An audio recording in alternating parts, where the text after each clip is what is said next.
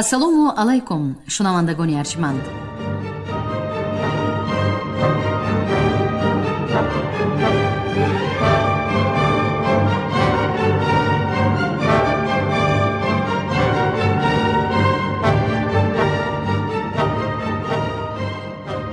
ба таваҷҷӯҳи шумо гуфтор аз силсилаи хониши адабӣ.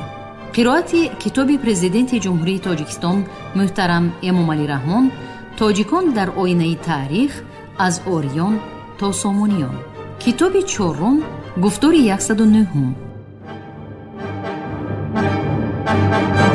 خاندان برمکیان در فرمانروایی بر وی تسلط یافتند و در قدرت و سلطنت او شرکت جستند و چنان زمام همه امور را به دست گرفتند که در جنبه قدرت آنان رشید کوچکترین دخالتی در امور کشور نداشت. از این رو آثاری بلند از آنان باقی ماند و آوازه آنان سراسری کشور را فرا گرفت. آنها کلیه مناصب و درجات دولتی و امور دیوانی و کشوری را به دست اعضای خاندان و پرورش یافتگان خود سپردند و همه مشاغل را از وزارت و دبیری گرفته تا فرماندهی سپاه و حاجبی و کلیه امور مربوط به شمشیر و قلم خود قبضه کردند و دیگران را کنار زدند. چنان که میگویند از فرزندان یحیی ابن خالد 25 تن در درگاه رشید ریاست داشتند و مناصب کشوری و لشکری را اداره می کردند. محض خاندان برمکیان ساختاری مکملی دولتداری عباسیان را طرح‌ریزی و تکمیل داده، امور اداری ساسانیان را در نهاد آن صیقل دادند و عملاً جاری نمودند. در جریان تکمیل یافتن امور دولتداری عباسیان، سروری نظام حربی، امور مالیوی، نظارت ولایت‌های خلافت، تنظیم اقتصادیات، اجتماعیات و فرهنگ به اختیار خاندان برمکیان گذشته بود. شاید از همین جهت خلیفه هارون الرشید به هراس افتاده با بهانه و دلیل‌های جزئی از حبس آزاد کردن یکی از مخالفان عباسیان یحیی ابن عبدالله الحسنین و از خواهر او عباسه صاحب فرزند شدنش جعفر برمکی را در قصرش غافلگیر نموده تعجیلاً امر کشتن می نماید. این فاجعه در تاریخ با نام نکبت برمکیان ذکر شده. زمان قتل کردن جعفر برمکی و 29 ینوری سال 803 راست می آید. هارون الرشید از سرزدن قیام و آشوب‌های جانبداران برمکیان هراسیده به طور فوری یحیی برمکی و 3 پسری باقی مانده او فضل، محمد و موسی را دستگیر نموده آنها را به طور پنهانی در شهر رقه زندانی کرد و این ابرمردان تاریخ دیرتر در همین زندان کشته شدند. برمکیان گرفتار تعقیب و کشتار و سرکوبی ها گردیده مال و اموالشان مصادره گشت و نفران زیادی برای منصوب بودن یا رابطه داشتنشان به این خاندان محبوس و کشته گردیدند. تعدادی کمی از خاندان برمکیان سرگریز و پنهان گشته رو به اندلوسیه و دیگر کشورهای دوردست آوردند. فاجعه برمکی ها بعد کشتار ناجوان مردانه ابو مسلم خراسانی مدهشترین فاجعه تاریخ بود که با دست خلیفه های عباسی صورت گرفت و ضربه ناگواری به پیشرفت منطقه خراسان و ماوراءالنهر رساند.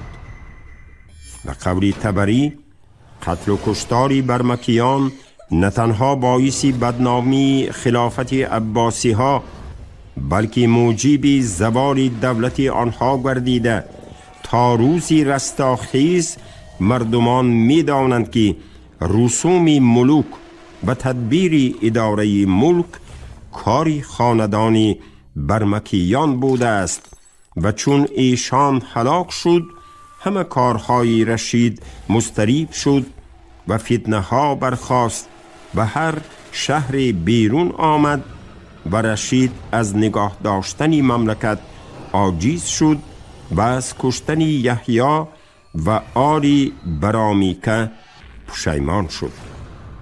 همین طریق می توان گفت که دوره طلایی دولتداری عباسیان با نام یحیی ابن خالد و فرزندان او فضل و جعفر برمکی پیوستگی عضوی داشته از شرافت وزیران با تدبیر و خردمندی این خاندان نظام دولتداری، امور حربی، رشد و نموی اقتصادیات و رواج و رونق علم و فرهنگ به خصوص مکتب علمی بغداد شهرت جهانی یافت.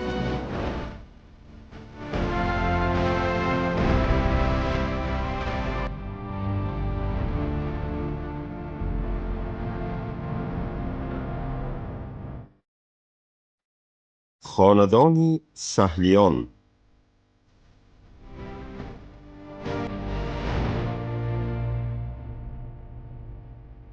خلافت عباسیان بعد برکنار ساختن برمکیان بار دیگر پی بردند که جامعه اسلامی به حسن تدبیر و مهارت کشورداری خاندان ایرانیان به خصوص شخصیت‌های با نفوذ و ارادتمند خراسان و ماوراءالنهر گرفتاری بی نظمی و ناآرامی، درگیری‌های مذهبی، کشمکش‌های خانوادگی، قبیلوی و قومی گردیده ناگزیر بحران اجتماعی و ضدیت‌های مذهبی بالا می‌گیرد.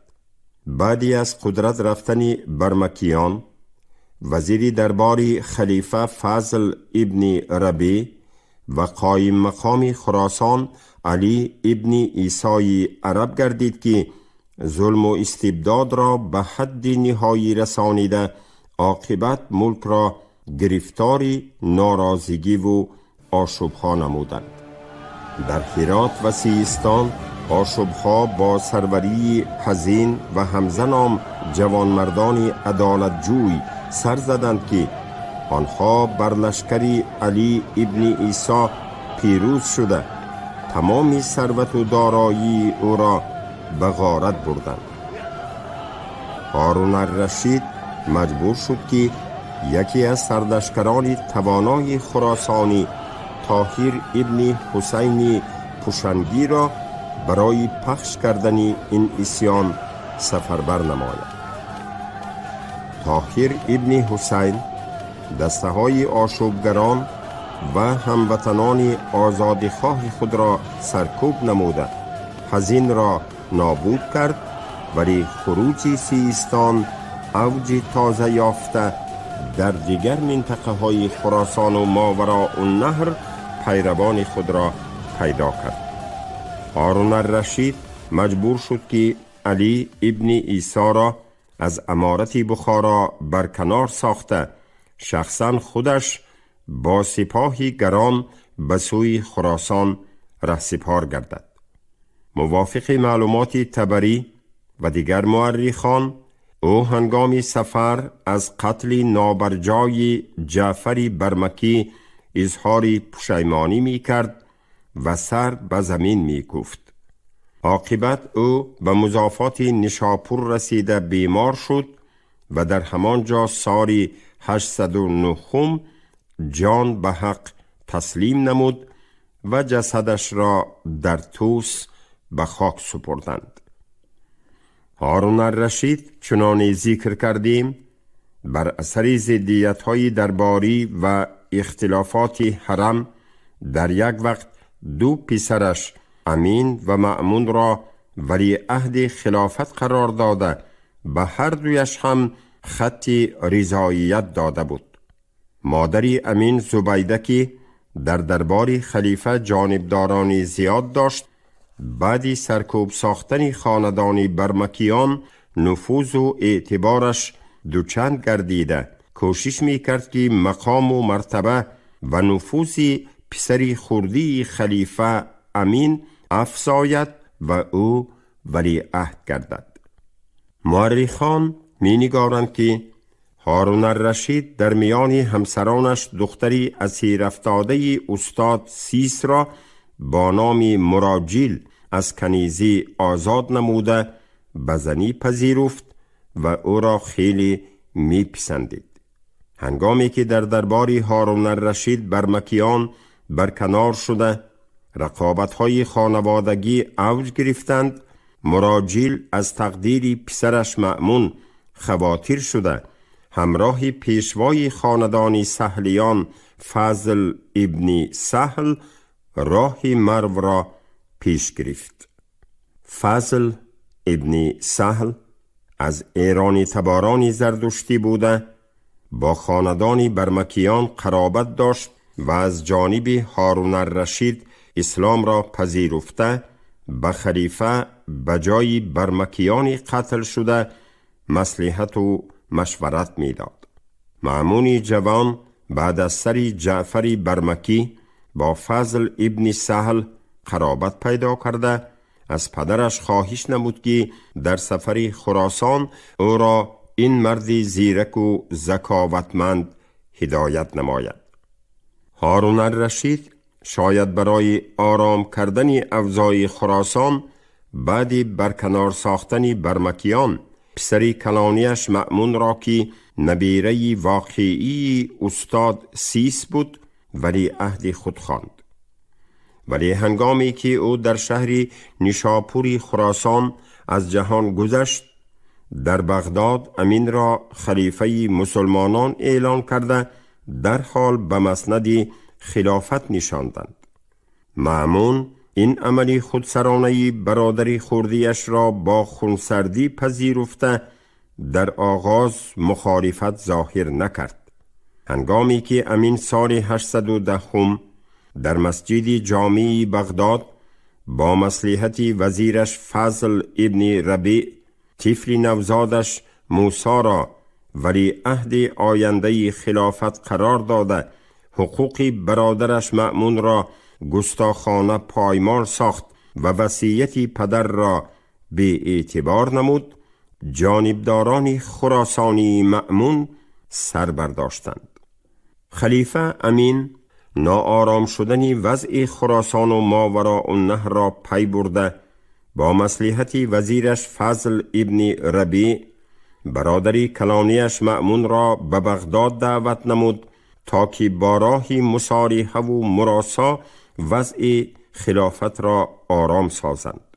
اما مأمون شاید از ترس نابود شدن این دعوت را نپذیرفت.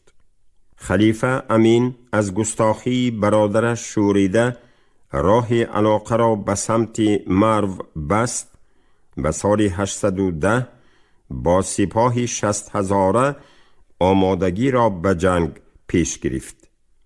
او زولانه نقرگینی ساخته یک دسته سپاهیان یک کچینش را وظیفه‌دار نمود که بعد فتح بغداد برادری کلانیش مأمون را به زنجیر و زولانه بسته کشاله کنان سوی بغداد آورند. سروری این لشکری 60,000 را دشمن قتال خراسانیان سابق قائم مقام علی ابن عیسی بر دوش داشت. از جانب اهل خراسان فرماندهی سپاه به دوش طاهر ابن حسین گذاشته شد. در محاربه شدیدی که سال 810 در مضافات ری روی داد، لشکری علی ابن عیسی شکستی سخت خورده خودش کشته گردید.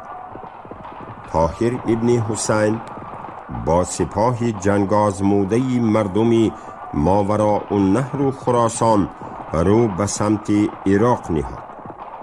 در راه عراق فوج دیگری سپاه خلیفه امین با سروری عبدالرحمن با طاهر ابن حسین دچار آمده جنگ نوبتی را شروع کردند. او این سپاه تازه‌دم عرب‌ها را نیز مغلوب ساخته سروری آن را اسیر گرفت.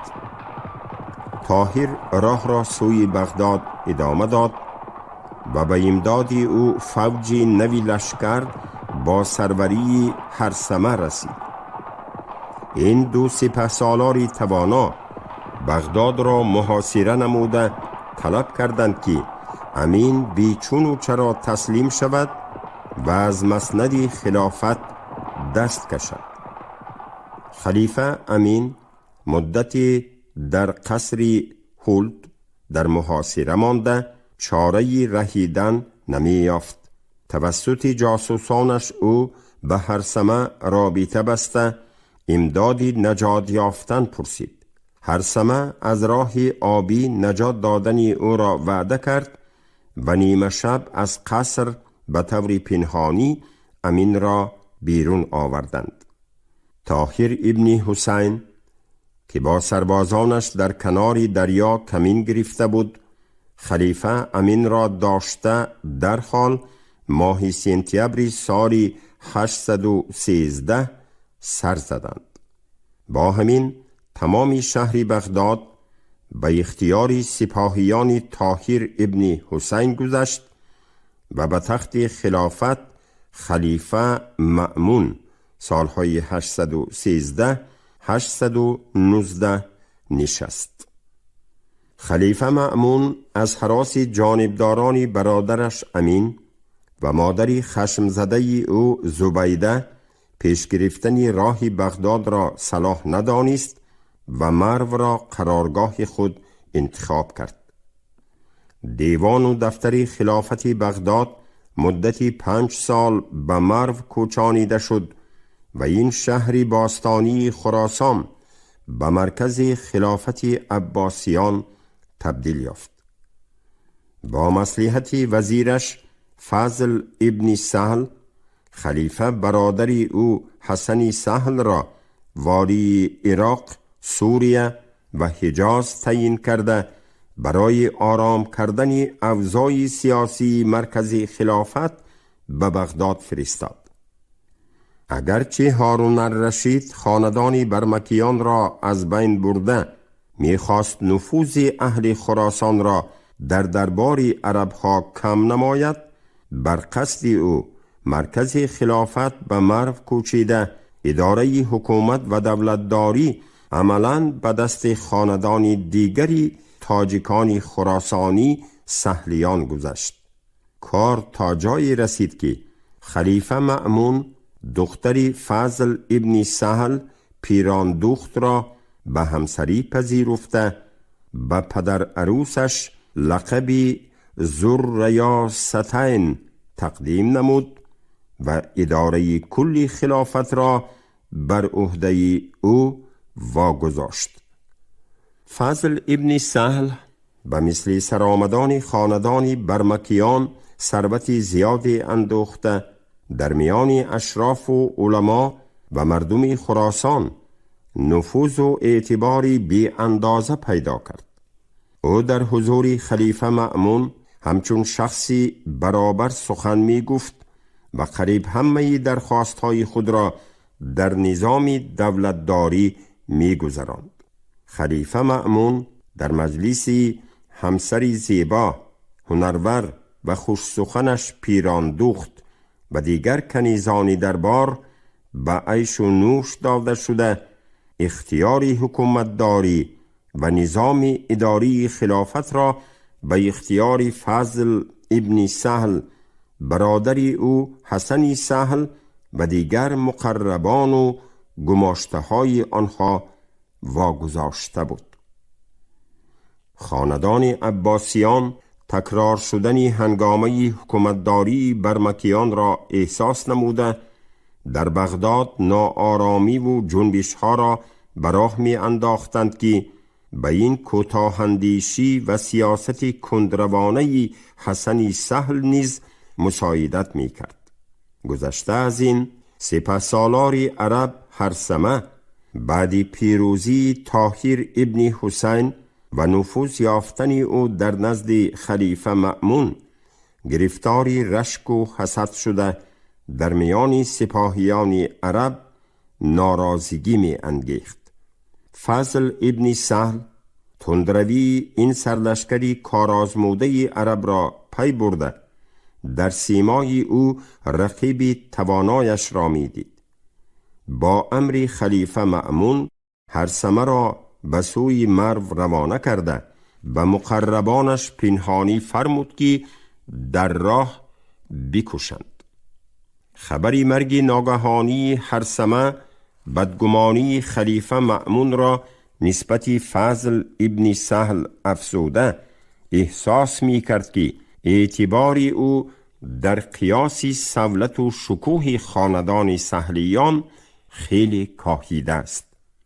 هنگامی که فضل ابن سهل اصرارکارانه مأمون را وادار نمود که دختری خود را به ازدواج علی موسی الرضا در آورده رمز سیاه عباسیان را برنگی سبز علویان تبدیل دهد، این عمل باعث واکنش های زیاد و جنبش های شدید در بغداد گشت.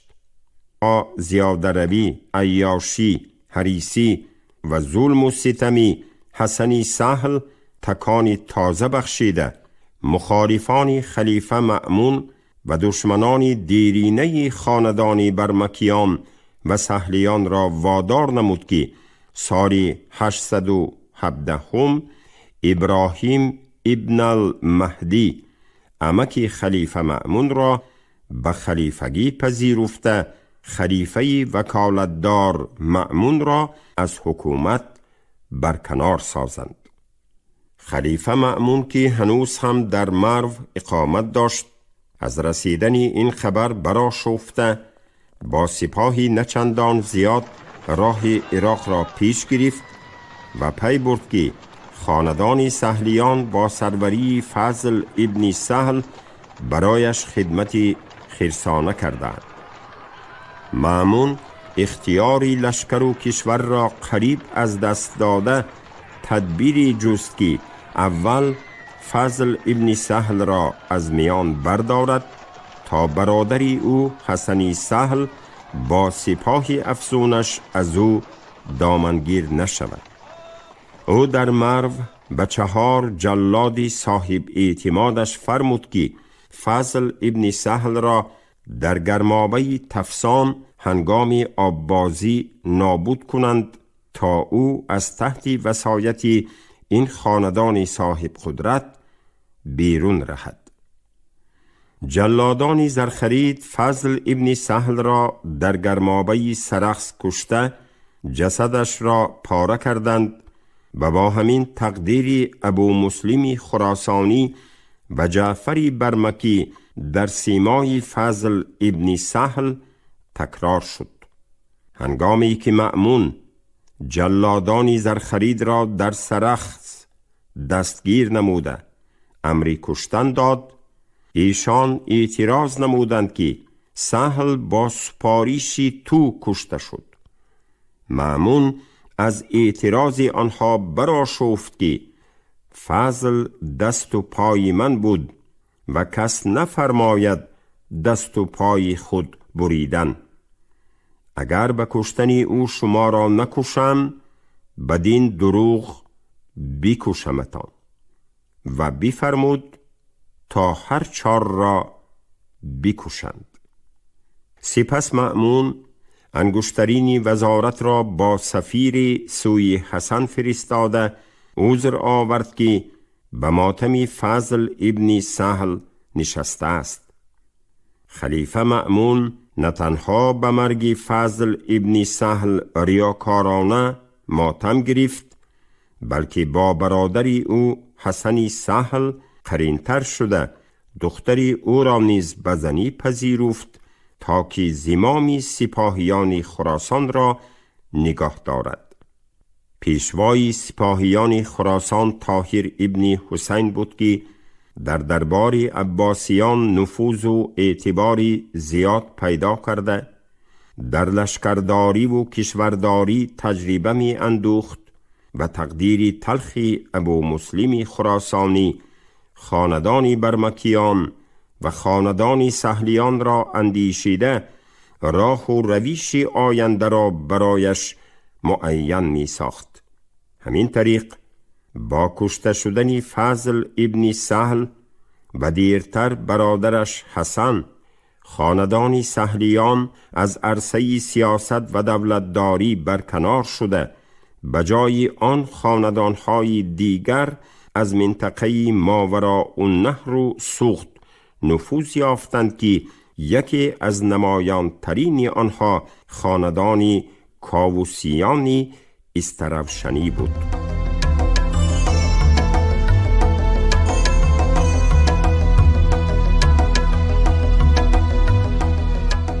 خاندان کاووسیان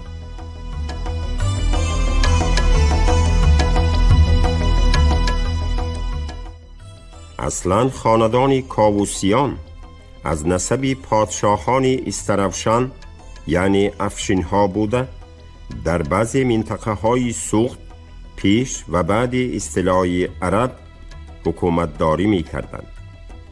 سر اولاد این خاندان کاووس استرابشنی تا استیلای عرب مرتبه افشین یعنی سروری حاکمیت، پیشوایی مذهب زردشتی و فرماندهی لشکر را در قلمرو استرابشن بر دوش داشت. خاندان کاووسیان از جمله خاندانهای کمشماری قلمرو ماوراءالنهر بودند که مذهب زردشتی و استقلالیت نسبی خود را در زمان استیلای عرب تا انتهای عصر 8 نگاه داشتند. به قول مورخان شاید در سالهای 90 عصر 8 پیشوای این خاندان کاووس حکومت عباسیان را در سیمای فضل ابن یحیای برمکی اعتراف نموده حاکمیت داری نیم مستقلانه خود را ادامه می داد. مطابق معلومات سرچشمه های تاریخی کاووس استرابشنی 4 پسر داشت و شاید یکی از پسران او که حاکم مضافاتی بود از اطاعت والی خراسان برآمده از انداز سپاری و پرداختن دیگر مالیات ها گردن کشی کرد. در نتیجه مبارزه های داخلی فرزندان کاووس یکی از پسران او حیدر بعد کوشش بی‌براری به دست درآوردن حاکمیت به نزد قایم مقام آن وقته خراسان مأمون پناه برده صداقت خود را اظهار نمود. نمایندگان خاندان کاووسیان و پدر او بر اثر این عملی حیدر ناچار مانده از نو اسلام آوردند و نفوذ خلافت را اعتراف نمودند.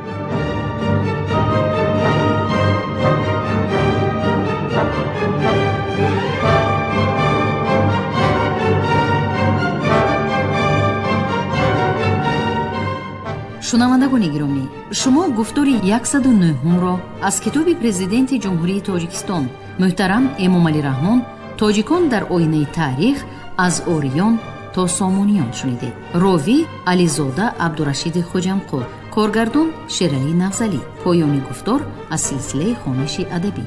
شاد باشید.